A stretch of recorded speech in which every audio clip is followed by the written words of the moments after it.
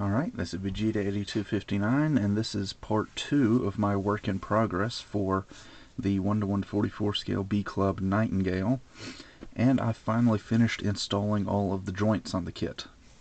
And rather than disassembling the kit and showing you the joints that way, I think the best way to do this is to just assemble the kit on camera and show you how everything's going to go together. Alright. I guess we'll start from the feet and work our way up. Move some of the stuff out of the way. Alright, first off, we got both feet here. And originally, the toes were supposed to have joints in them. The instruction manual has them having joints. But I found that I put joints in here and they worked, but even with the joints they didn't really have that much movement to them. So I just completely got rid of them and used some brass rods in place of those joints. So now the toes are fixed pose, but they're easily removable for painting. So the feet are going to be fixed pose, but then again, like I said, even with the joints, those toes weren't moving very much anyway. Next up, we've got the ankle joints, and we've got some brass pins down here just to hold those in place. I'm going to use some epoxy when I do the final assembly. Get that in there, and as you can see, I've got a double ball joint here. I actually used a polycap there that was left over from some anonymous master grade, and these are just the resin double ball joints that came with Nightingale. And in the lower leg armor, so you can see I've got the same exact polycap up in here. There's going to be some thrusters that go right there later. And we just set that down on top of there. And these little pins aren't very secure. Like I said, I'll have to epoxy those later, but for now it serves its purpose. So yeah, got the double ball joint ankles. Do the same thing on the other one. Pop that in there. And now onto the knees. For the knee joints, I am using these small resin joints that came with the kit, because the knees aren't really going to be seeing too much action anyway, I don't think. It's got kind of a little sleeve that goes over it, like so. And then this will just insert into the hole of the knee. Same thing on this side. Then we've got the thigh armor, which is very, very short. And let's see, this is the bottom. We got two holes here. One's for the knee joint, and one is for the hip joint. Put that in there. Where'd the other thigh armor go? There it is. And I had to stiffen these up with a glue because when I first drilled those holes they were a bit loose, but I did manage to stiffen those up a bit. Now, actually that's a shoulder joint. I need a hip joint. Here we go. The hip joints, I'm using these little Revoltec joints, and basically I've taken this thing, in my first video I had the Revoltec joints actually glued in here, and while that did give me the rotation and the in and out movement, I didn't have any rotation below the hip. So what I've done is I've basically taken this and drilled a hole in the bottom so the Revoltec joint can just slide in and then go in position. So this resin thing right here is more or less just a shell now. It doesn't really support any weight. All of the weight is now on the Revoltec joint, which I think is going to end up being a better system than the one I was previously planning. Do the same thing on the other side. Now, admittedly, this hip joint, while better than it was previously, is still, I think, the weakest joint in this kit, at least the way that I've built it. Let's move this camera up a bit. And let's see, where'd the hip joint go? There it is. Now here's the hip joint. Move these legs back. And I've drilled a hole here for the hips. I've got a small little Kotobukiya joint right here for the skirt armor, side skirts anyway. Two tiny little ball joints here for the front skirts. Two holes right here for the giant back skirt. And originally the instructions have us putting a joint here for the crotch piece so it could have up and down movement, but I mean, come on, that's just wrong. So I just used a brass rod, so this will be fixed in position, and now this crotch piece doesn't move because, I mean, come on, why should that have to move? Let's see, also I put in a brass, actually I think it's aluminum tube here for waist rotation. And I think the best way to do this is just to attach the hips first. Get those in there. Alright. And got this large piece that goes up under the back skirt. And that's just going to plug into those two holes that I drilled. And I may end up just gluing that in place because it does seem kind of wiggly. And then this giant shell right here will just be glued on top of that. And then there'll be two propellant tanks up under it. Let's see, the front skirts I did finish, including the little arms up under it, just like on Dio. And even the little claws are movable. They're kind of fragile, but they do move. And they just tuck up under the front skirt like so. Same thing on the other one. Whoops, joint popped out.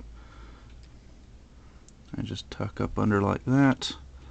And then, like I said, I've got ball joints right here. Just pop those on. And those weak hip joints are giving me some trouble. I might have to stiffen those up with some super glue. Anyway, side skirts. Those pretty easily just peg in. Where'd the other one go? There it is. Alright, lower half of Nightingale is finished. Now for the body. Now here's the backpack unit. And it's got these two Revoltec joints for the binders. Here's the main torso right here. I've got a brass pin right there, so that those just connect in like so. And there's a hole here for the waist joint. Now I did give him waist rotation, as you can see. However, in the end, I don't think he's really going to be able to use it very much because there's a, like a Zaku, there's an energy cable that's going to run from here and then connect to the backpack. And I think that's really going to restrict his waist rotation, so I'm not sure how much of that he's actually going to be able to use. Anyway, got 3 propellant tanks back here. Got some brass pins, so those are just going to plug right in there. And then a third one in the center. There we go. Binders. Let's see. It's got an R on it, so this goes on the right. This will be the left. And then these giant shells will just be glued on top of those. Let's see, that one's got an L, so it goes on the left. And this one will go on the right. Raise the camera up again. Let's see, right here, it's a clear ball joint, so you probably can't see it from here, but there's a little socket right there. I put a tiny little ball joint right there for the head. Plug that in. See, where is it? There we go. So the head does have some movement. It can't rotate very much, but it can go up and down and side to side. And I guess we'll move on to the arms now.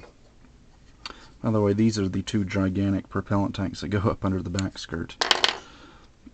Alright, so I'm using Revoltec joints for the shoulder, and this is pretty much the bicep armor. I'm going to put that down in there, and then the elbow joint is kind of unique. This is the, I guess, sleeve for the elbow joint. It's going to be gray, like a cloth type material, kind of like on Gundam Alex. And this is the actual elbow joint, and it's going to slide up in there. This Revoltech joint is going to plug into that little resin piece, if I can reach it. It is kind of tricky. The elbows and the hips on this kit are the ones that are really giving me, just kind of worrying me, because they're not really all that strong. And I'm just really worried that they're just going to break. Might be easier just to do this. There we go. And then take this sleeve and just run it through there. As you can see, it exposes the little elbow joint right there. And then we've got the forearm. Got a small socket here. He comes with 4 hands. Each one I put a little ball joint on it, and it just plugs right into that socket. So we got ball joint wrists, and then the elbow joint will plug into there. And he's got a little bit of elbow movement. Not very much. And as you can see, like I said, that joint is very weak. I'm going to have to do something about that. I mean, I hate to say it, but I might end up just making that a fixed pose joint, because it's that resin joint that comes with it is not very strong. Anyway, I did use the magnets that I was mentioning in the last video. I've drilled out a hole and inserted one of the magnets in the forearm. It's not going to stay like this. I'm going to cover this up with putty and sand it and smooth it out, so eventually it'll look just like this one. You won't even be able to tell the magnet's there. The other magnet is on the underside of the shield, so that when you go to attach it, it just attaches right onto the forearm, and you can pull it off pretty easily. It's a strong magnet, but again, you can take it off pretty easily. So I think that'll be a nice, nifty little gimmick for the shield attachment.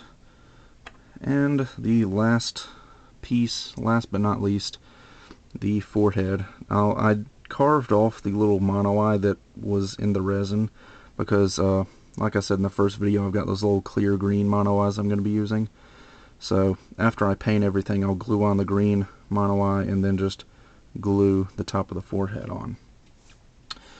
Also, the shoulder armor will just be glued in place. It doesn't really have any articulation. It'll be like that. And let's see, did I forget anything? Oh, this little kickstand type thing is supposed to go up under the back skirt to help hold it up. I'm not sure if I actually am going to use it or not, because from what I can tell over here, it's holding itself up pretty well, so I might not even bother using that. But anyway, all of the joints on Nightingale are installed, although like I said, I do have to work out some and tweak some things on that elbow joint. It's just not strong enough. There's no way it's going to be able to hold up the shield. So I guess that about does it for the second work in progress video. Now that I've got all the joints done, I can finally start painting this guy. And with that, I will see you guys next time.